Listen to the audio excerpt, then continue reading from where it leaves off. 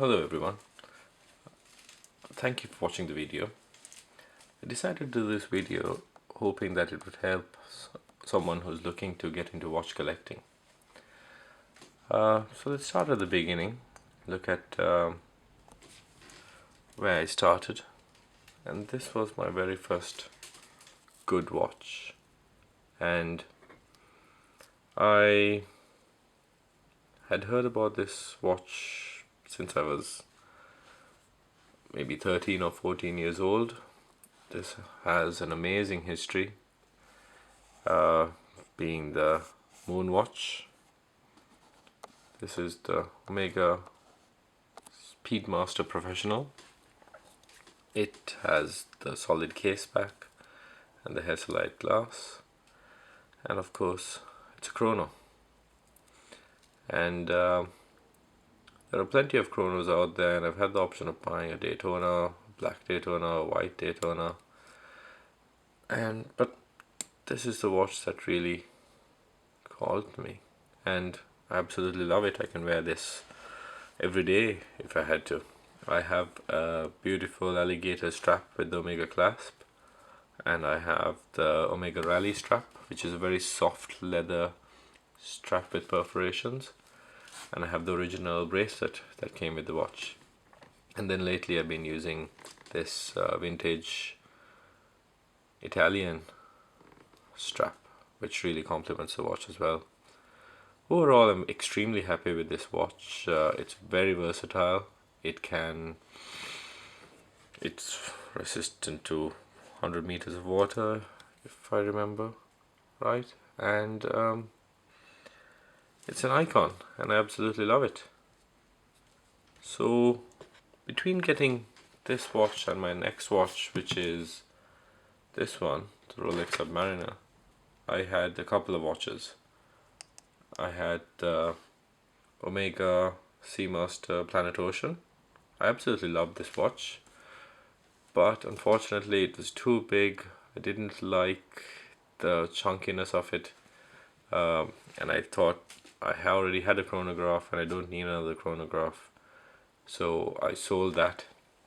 And then I bought what a lot of people buy when they're collecting watches, the Rolex Submariner Date, the 116610. Absolutely loved it initially, but every day when I looked at the dial it kind of annoyed me, and what annoyed me was this bubble, the date bubble. At certain angles I would not be able to see the date. I actually have my wife's date just here, and you can see, well, it's a gorgeous watch, but you can see that at certain angles you can't see the date.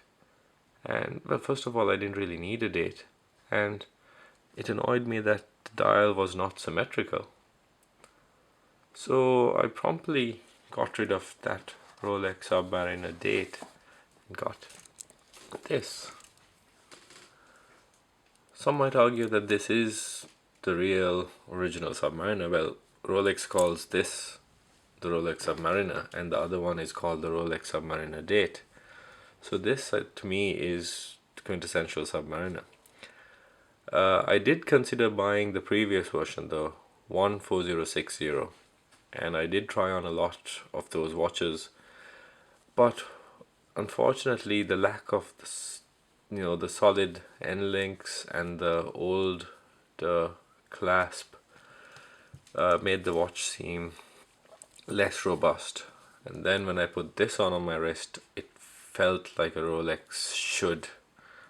It felt solid, it feels extremely secure, and what I love about this watch is that I can wear this anywhere. I can wear this on holidays, I can wear this in the sea, I can wear this in the pool, and this is probably the watch that I've wear the most, because I don't mind doing household work with this, play sports with this, because it can take a knock, and I don't abuse any of my watches, but if this watch did get a knock or something was to happen to it, I know that simply, $600-700, and maybe 3-4 weeks, the watch will be repaired by Rolex and will come back with a service guarantee.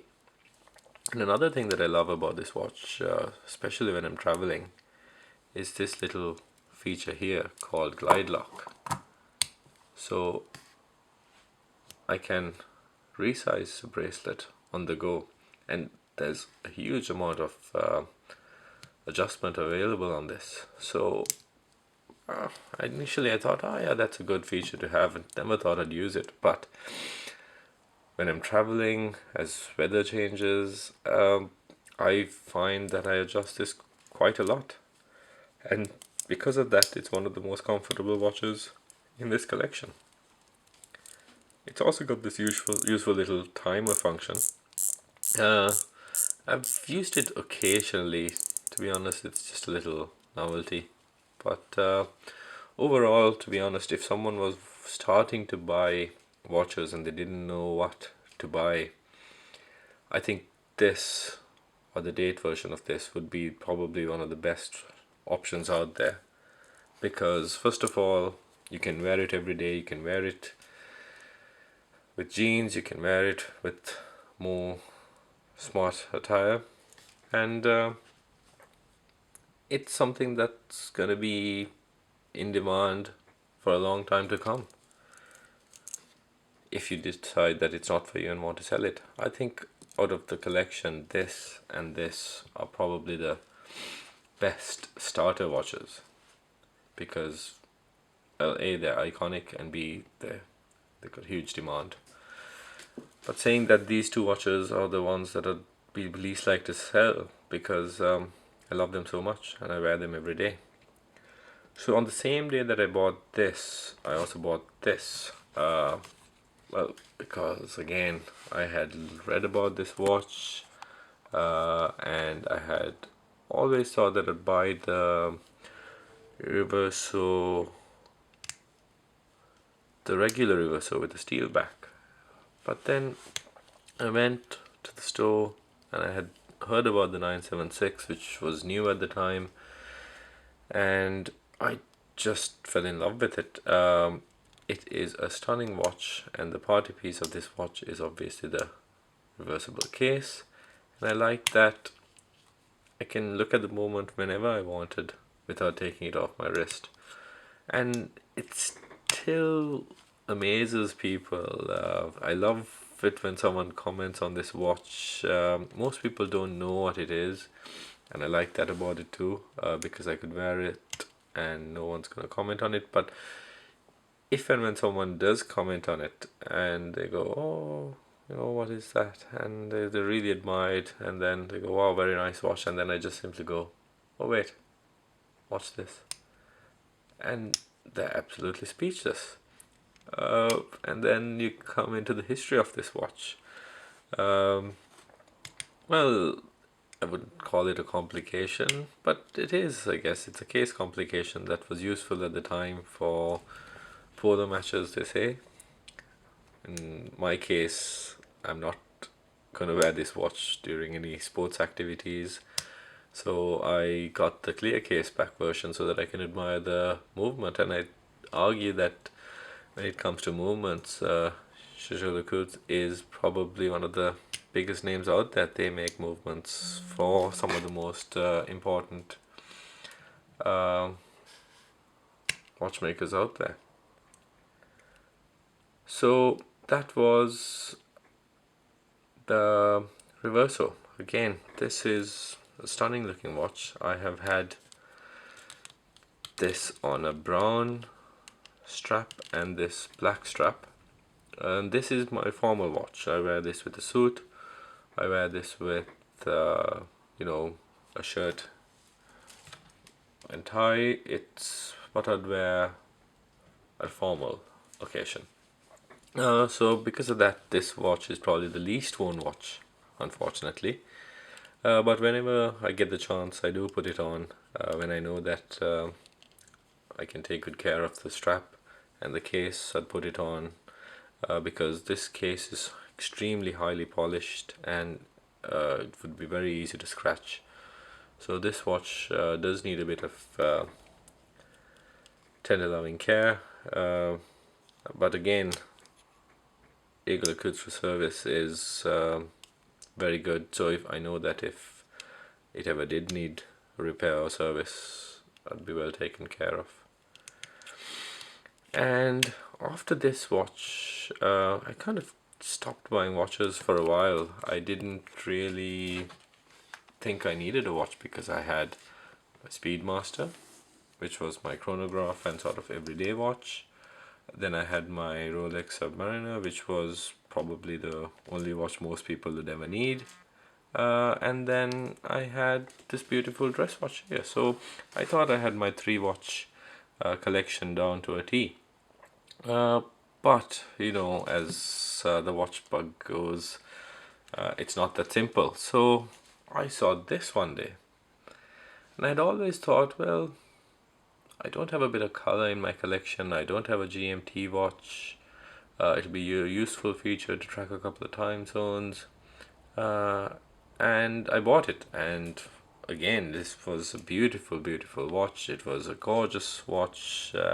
It had been very well taken care of. I bought this pre-owned because obviously you can't buy this new anymore.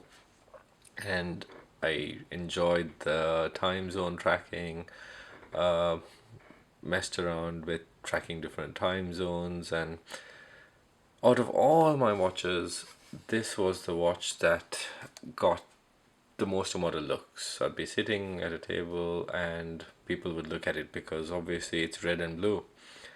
And I didn't really like that. I liked the idea of the blue red because, of course, it's so iconic and it's probably the most iconic GMT watch out there. But I didn't enjoy it as much as I enjoyed the other watches. Again, the date bubble annoyed me a bit, and I found that I wasn't wearing it much at all. So again, you know, if I wasn't wearing a watch, it wasn't going to stay in a safe, so I got rid of it. Once I got rid of the GMT-master 2, I got my hands on this. It's a gorgeous IWC Portuguese chronograph. This again was a watch that I had seen on a wrist of a colleague, and I had fallen in love with it, and I always thought that I'd get one, and it's absolutely beautiful. The white on the dial is just a stunning shade of white. It is a chronograph, and it has these gorgeous blued numerals and hands. Don't know if you can see this well on the video, but on the wrist and in person, this is a beautiful watch. It's very dressy, I would argue, even though it's a chronograph. Just compare the two together. They're both beautiful white dials. I think it's an alligator strap on this. Again, very well made. The clasp is lovely and solid. And I have to comment on the movement of this watch. It's an ETA based movement, I believe, modified by IWC, and it shocked me that this watch kept time to a better degree than even my Rolex Submariner. This would be maybe plus 2-3 seconds a day, sometimes 4. But this watch, when I'm wearing it, it almost loses no time, and I was amazed, and I just thought, how could this be? Because I used apps to time it, and it was only varying by maybe a second. And I actually took it to the dealer one day, and I just commented on it, and he said, "Oh, let's have a look." And he put it on the timer, and he too was amazed that the accuracy on this watch was just beautiful. So it just goes to show that even though a watch may have a non-in-house movement, which which is a trend these days, but a watch may not have an in-house movement, but the timekeeping and the the longevity of it doesn't always depend on the in-house or non-in-house factor. And then, so basically, coming back, first watch, few watches on the way, second watch, third watch, fourth watch, and then finally, after having these watches, I thought, you know what, it's time to get a Patek Philippe. And I looked at a number of Patek Philippes. I went to the dealers a good few times, and I looked at the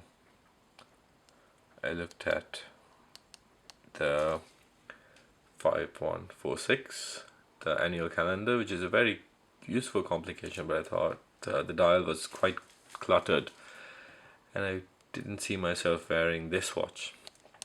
And when you look at my collection, I think you can see that I prefer watches that are symmetrical, clean, don't have a date. And then I also considered getting this watch, the 5196p, and I almost had one ordered, but when I put it on finally on my wrist in London, it didn't look as nice as it did on the pictures, and kind of held back on that. Then I did what a lot of people do, and I almost bought this, the AP Royal Oak 15400. A beautiful watch. More than the watch, the bracelet is what is stunning about this watch. Don't have any pictures of that, but when you look at the bracelet of that watch, it is absolutely stunning, and it catches the eye. It shines in some, it just shines, glimmers even, and I liked it, but I found that Audemars Piguet, the watch just didn't really fit my wrist perfectly, I thought, and the case shape wasn't something that really sang to me, so I held back on that too. So kind of decided, well, look, I have to have a Patek Philippe in my collection. I also want a watch that I can wear every day. And then I went to a dealer and I saw this, the 5205R, and a gorgeous watch. I probably will add one of these to my collection at some stage, but again, because it was rose gold, I knew that I wouldn't be wearing it every day, and I decided to hold back. And then I got the opportunity to get this. A dealer was able to get one in for me in about 6 months' time, and how could you say no to a blue Patek Philippe Nautilus? And I mentioned that I knew about this watch when I was in my early teens. I had known about this watch when I was about 13 or 14 years old, and when I was reading about this as probably one of the most iconic watches even back then, this Nautilus was actually right next to it, possibly just below it, close to the Daytona. And I had always heard about this watch, and people talk about it, and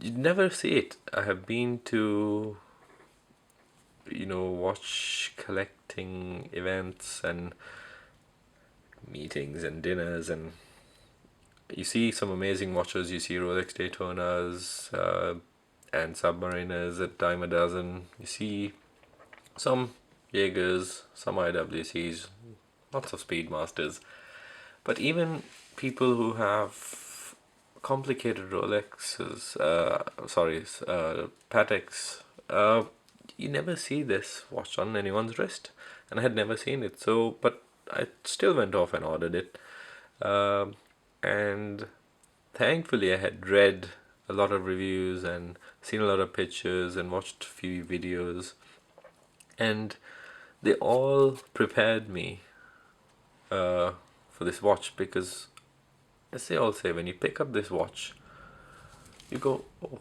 wow, it's light,